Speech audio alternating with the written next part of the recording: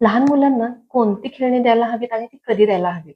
Actually लहान मुलांना म्हणजे जी अगदी लहान 6 महिन्यापासून किंवा 1 वर्षापासून ते 1.5 वर्षापर्यंतची मुलं आहेत किंवा 2 वर्षापर्यंतची मुलं आहेत, त्यांना कोणत्या खेळण्यांचीच गरज नसते. कारण त्यांचं खेळणं म्हणजे आई-बाबा ज्या टूल्स सोबत खेळत असतात, ती त्यांची खेळणी असतात. तुम्ही पाहिलं असेल की एखादं मूल किचनमध्ये गेलंय आणि आईचं एखाद्या डब्याचं झाकण घेऊन आलंय, वाटी घेऊन आलंय, पेला घेऊन आलंय आणि ते वाजवत बसले. तर ही जी आहे ना, जे आई-बाबा ज्या वस्तूंसोबत काम करतात तीच त्यांची खेळणी असतात. त्यामुळे त्यांना कोणत्याही खेळण्याची गरज नसते. जेव्हा मुलं स्वतःहून डिमांड करतात, तेव्हा त्यांना खेळणं आणून द्यावं. पण ते खेळणं कोणत्या पद्धतीचं असावं?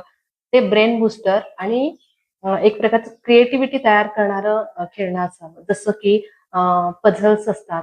जिग्सॉ पझल्स तुम्ही पाहिले असेल. त्याच्यामुळे एक प्रकारे ब्रेन बूस्ट होत असतो. शिवाय क्रिएटिव्हिटी तयार होणारे क्राफ्ट्स आपण तयार करू शकतो.